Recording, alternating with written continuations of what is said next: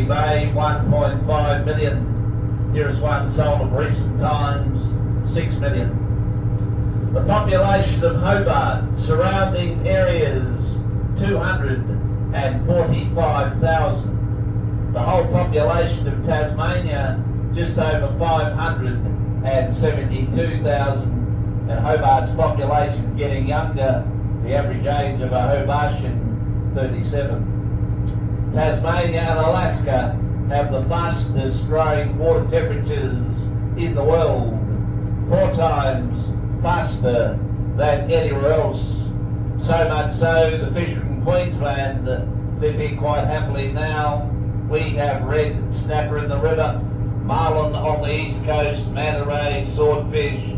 The octopus have moved in from New South Wales, and the sea urchins from New South Wales on our east coast are in plague proportions, wiping out our vegetation and destroying our string kelp.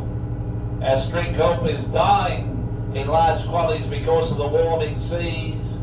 They replant the ones that survive. String kelp is one of the fastest growing plants on earth, grows a metre a day. The average summer temperature in Hobart, 25, average winter temperature is 12, still got up in the low 40s and the high 30s, and we're the second driest capital city in Australia, second to Adelaide. Wonder where Hobart will be situated. Northern Hemisphere, same latitude as Rome. Then we have the West Point Hotel Casino, the first casino in Australia for a long time, the only one completely changed the liquor licensing and gambling laws throughout the country. The opening act on the 10th of February 1973 was the American comedian Jerry Lewis. In those days, had to wear a dinner suit eating out to get in the front door. Perhaps a dress likewise. Pretty casual affair now. Top 4 revolving restaurant, 1 hour, 17 minutes, complete to the casino. Panoramic views of the harbour. Mountain in the background, Mount Wellington, 1,270 metres high. A must while you're in Hobart to go to top Mount Wellington. Spectacular views southeast of Tasmania and down the Newell Estuary. Originally called Table Mountain by the French, 1792, renamed by the English, 1832, to honour the Duke of Wellington. Now over the back here in Battery Point, you can see the spire of St George's Church, the Mariners' Church in Hobart, designed by the convict architect James Blackburn. Blackburn was quite a prominent architect in London, got mixed up in the real estate game. He wrote a dud cheque for £600, transport to Van Diemen's Land, where he designed many fine churches and buildings. He also designed the water supply for Melbourne. Blackburn was a bit lonely out here, so he wrote a letter to his nephew in London, also an architect, and suggested he also commit fraud and come out and join him, which he did. And that famous Sydney architect, Francis Greenway, transported to Australia for fraud.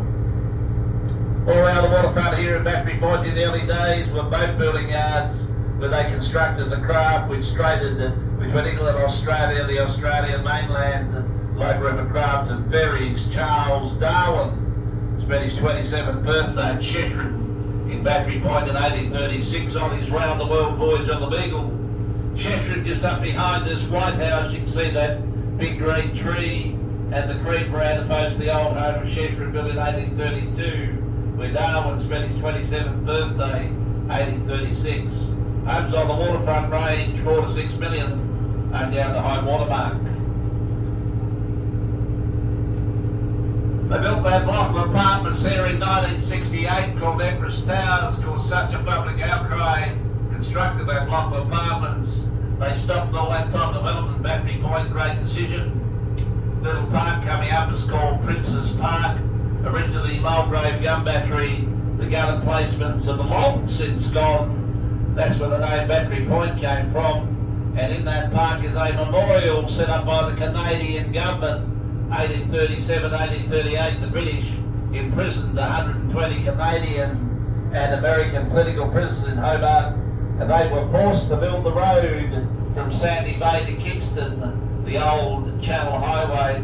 quite a few of them passed away here, of course. The Canadian government sent a memorial up to those Canadians imprisoned by the British. Yacht racing now, the Sydney to Hobart yacht race, Australia's premier blue water classic. Little buff colour building here on stilts, 3 flag poles, decades up the side is the finishing line to the 630 nautical mile race. You can tell your friends you've crossed the finishing line, but don't tell me going undefeated diesel without any sails up. The time frame between the first 2 yachts this year was 51 seconds. That's not the closest finish. The closest finish is 16 seconds. And the most popular yacht this year was the last one, which took 7 days, 19 hours, 10 minutes with Ollie the Cat on board.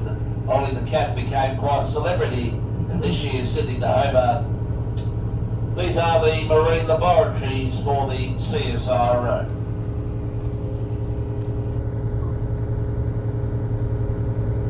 Over on the other side is the cruise ship terminal for Hobart. We had a record cruise ship season this season.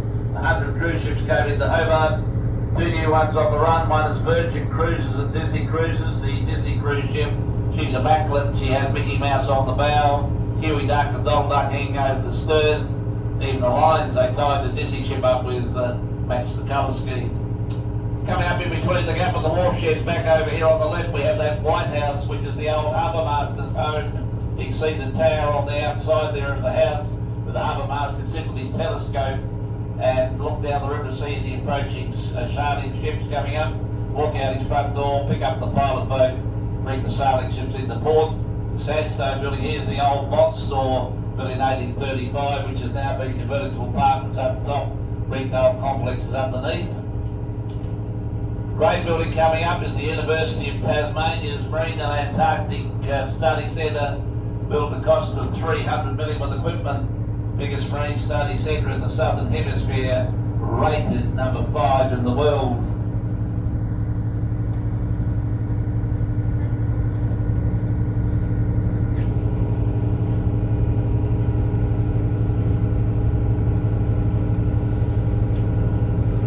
Then coming up we have in between the gap and the wharf sheds, Salamanca Place, originally called New Wharf.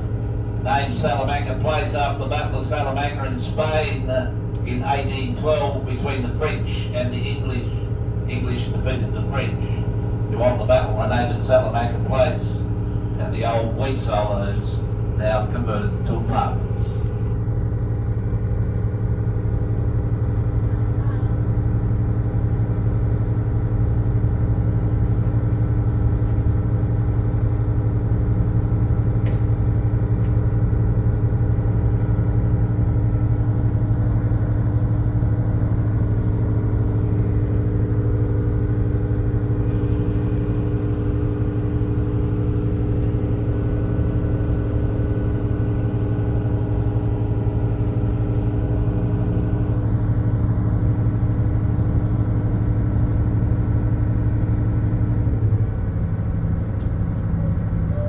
On behalf of the crew and myself, we hope you've enjoyed your cruise around the creek today. We hope you'll stay in Hobart and Tasmania. Most enjoyable whenever you travel safely, and thank you for cruising with us.